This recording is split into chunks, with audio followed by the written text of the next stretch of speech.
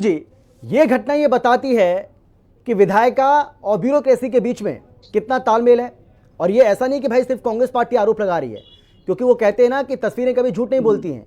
भाई अब तो तस्वीरें खुद कहानी बयां कर रही हैं। कांग्रेस पार्टी ये कह रही है कि इससे ये भी साफ हो जाता है, तालमेल तो छोड़िए, इससे ये भी पता चल जाता है कि प्रदेश में अधिकारी किस तरीके से बेलगाम हो चुके हैं और जो मंत्री हैं वो सत्ता के नशे में चूर हैं, और इसी वजह से ऐसे मामले सामने आ रहे हैं। सतवीर जी, आवाज आ रही है आपको मेरी? सुन पा रहे हैं क्या? अमित जी, आज का दिन बहुत ही महत्वपूर्ण है संपूर्ण देशवासियों के। मुझे आपकी आवाज आ रही है सर? बोलिए सर, बोलिए। मुझे आपको मेरी आवाज आ रही है? हाँ हाँ, बोलिए सर, बोलिए, आ रही है, बोलिए। My voice is Audible for you? Yes yes yes, clear sir, बोलिए बोलिए, please go ahead. Amit ji, आज का दिन बहुत ही महत्वपूर्ण है संपूर्ण देशवासियों के लिए जी। बचपन से ही जिनका सारा जीवन भारत माता की चरणों की सेवा के लिए गुजरा, और भारत माता के चरणों के सेवक, संघ के प्रचारक, भारतीय जनता पार्टी के संगठन मंत्री के नाते, संगठन के कुशल शिल्पी और मुख्यमंत्री रहते हुए विकसित और आधुनिक और विकसित गुजरात के निर्माता, और इस समय प्रधानमंत्री के रूप में जिन्होंने गौरवशाली, वैभवशाली, समृद्ध, संपन्न, शक्तिशाली और विकसित भारत का जो निर्माता है, ऐसे हम सभी के बहुत ही प्रिय प्रधानमंत्री आदरणीय नरेंद्र भाई मोदी को आपके चैनल के माध्यम से बहुत बहुत शुभकामनाएं, और अपने जो इष्ट देवता है उनके दीर्घायु की कामना करता हूं, उनके स्वास्थ्य की कामना करता हूं। और हम सभी बहुत ही सौभाग्यशाली है कि उनके नेतृत्व में हम सभी को भारत माता की सेवा करने का सौभाग्य मिल रहा है और निरंतर मिलता रहे।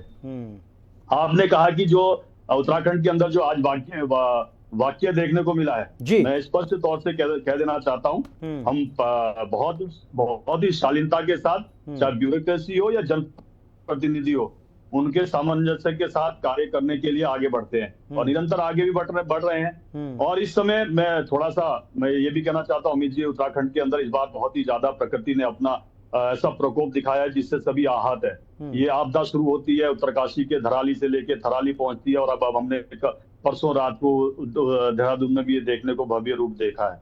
अब ये इतना खतरनाक रूप हमने देखा है। मैं बहुत ही आहत हूँ कि इस प्रकार का उत्तराखंड के अंदर देखने को मिल रहा है, कि जो देहरादून के अंदर खासकर ये देखने को मिला है, कई लोगों के मकान, दुकानें वगैरह क्षतिग्रस्त हो गई है।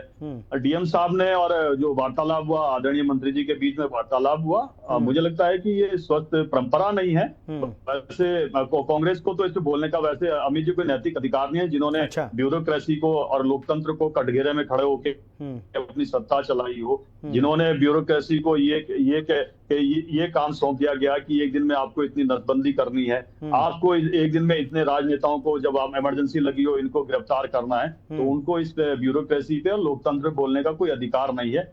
हाँ, मैं जरूर इतना कहना चाहता हूँ कि हमारी सरकार ने पिछले 8 वर्षों में बहुत सामंजस्य बना के लोगों के लिए काम किया है। सर, कहाँ सामंजस्य दिख रहा है? आप कह रहे हैं सामंजस्य बना करके काम किया है सर, लेकिन सामंजस्य दिख कहाँ रहा है सर?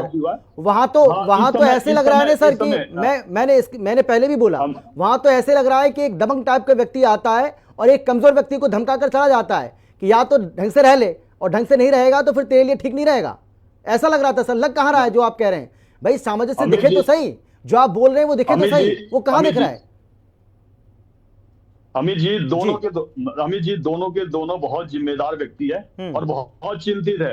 आदरणीय मंत्री जी भी अपने आपदाग्रस्त क्षेत्र में गए और उन्होंने वहां पर देखा कि जिस प्रकार होता है, और खुद मैम डीएम साहब ने भी लगातार मॉनिटर कर रहे हैं पूरे जिले की, उनके ऊपर जिम्मेदारी है। जगाता से लेके यहाँ माल देवता तक उनका कार्य क्षेत्र, ऋषिकेश तक कार्य क्षेत्र है, वो लगातार निगरानी कर रहे हैं। तो मुझे लगता है कि अब आदमी जब इतना दिन रात काम कर रहा है, तो इन छोटे छोटे इशुओं को विषय नहीं बनाना चाहिए, देखना चाहिए कि मैं आपके बड़ा गंभीरता के साथ सर, ये छोटा इशू नहीं है, क्या बात आप कर रहे हैं सतवीर जी? ये छोटा इशू नहीं है सर। वो इतनी बड़ी इतनी तगड़ी परीक्षा देकर के अधिकारी बना है वो। सविन बंसल इतने आसानी से अधिकारी नहीं बने सर। ये कितनी कड़ी परीक्षा होती है हम सभी जानते हैं। मंत्री जी उनको आकर के इस तरीके से धमका रहे हैं, इस तरीके से उनको अपमानित कर रहे हैं पब्लिकली। वो भी, उनको भी पता है कि वो अगर वहां पर दौरा करने पहुंचे तो वहां कैमरे होंगे, वहां मीडिया कर्मी मौजूद होंगे, उनकी हर गतिविधि, उनकी हर बात, उनका हर शब्द रिकॉर्ड हो रहा है, वो भी जानते हैं इस बात को।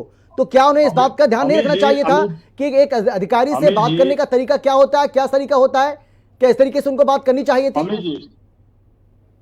अमित जी कहीं भी मंत्री जी रहे, उनकी शिक्षा दीक्षा, उनके काम करने के तरीके पे, उनके सर्विस पे किसी प्रकार का प्रश्न नहीं लगाया।